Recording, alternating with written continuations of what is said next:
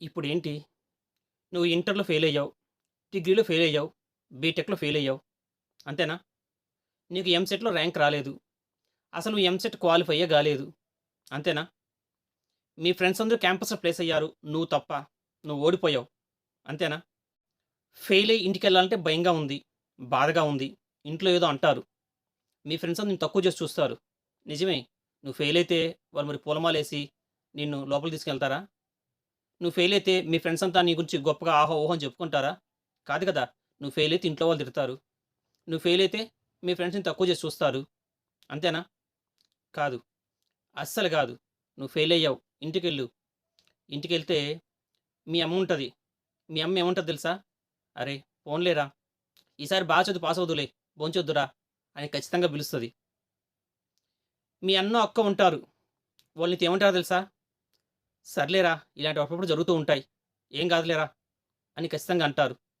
నీ ఫ్రెండుంటాడు. నీ best friend, నీ మంచి కోరే ఫ్రెండ్. వాడేమంటాడో తెలుసా? "అరే! లైట్ తీసుకోరా" అని అంటాడు. ఇక మీ నాన్నుంటాడు. చాలా టిపికల్ మనిషి ఆయన. అస్తమానం నిన్ను తిడుతూ ఉంటాడు. ప్రతి చిన్నదానికి నిన్నేదోటి అంటూనే ఉంటాడు. ప్రతిరోజు చదువుతూనే ఉంటాడు. మరి నువ్వు ఫెయిలయ్యి ఇంటికెళ్తే ఆయన నిన్నేమనడు.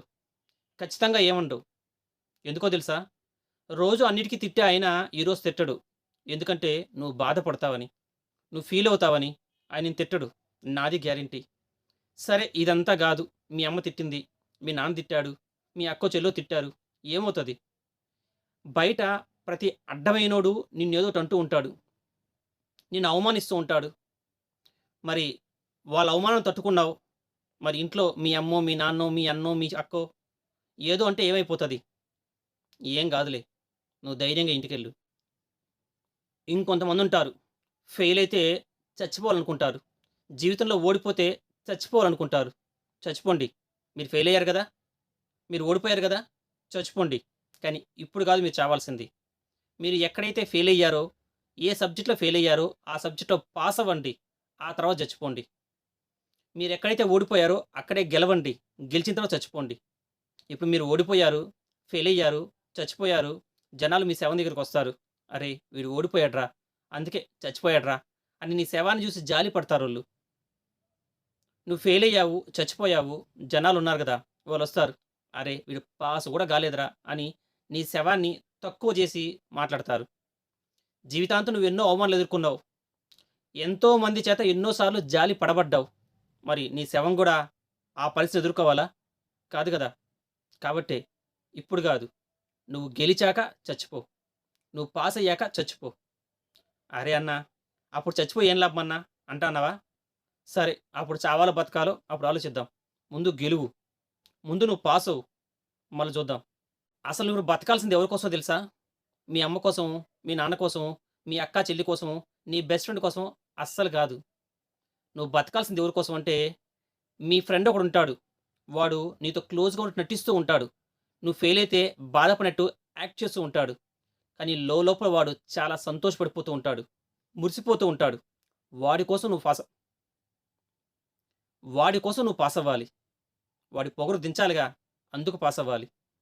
మీ పక్కింట్లో ఒక ఆంటీ ఉంటుంది. నువ్వు ఫెయిల్ అయితే ఆవిడ ఆ విషయాన్ని ప్రతి ఇంటికి వెళ్లి, వెళ్లి మరీ చెప్తుంది. ఆవిడ కోసం నువ్వు పాసవ్వు. మీ బంధువు ఆయనుంటాడు. నిన్ను అస్తమానం ఆయన తక్కువ చేసి చూస్తూ ఉంటాడు. తక్కువ చేసి మాట్లాడుతూ ఉంటాడు. వాళ్ళ పిల్లల గురించి తెగ గొప్పలు పోతూ ఉంటాడు. ఆ అంకుల్ ఉన్నాడే, ఆయన కోసం నువ్వు పాసవ్వు.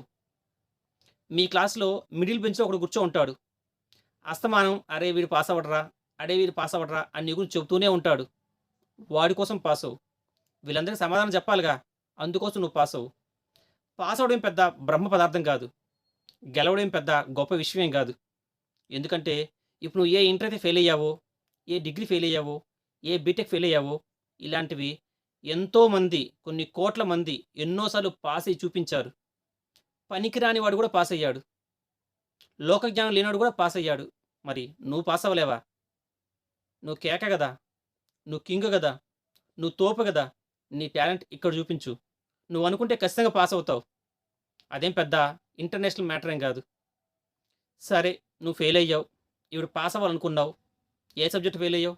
కామర్సా? ఫిజిక్సా? కెమిస్ట్రీయా? ఏదో ఫెయిలయ్యావు. క్వెషన్ బ్యాంక్ తీసుకో. గట్టిగా జూడు.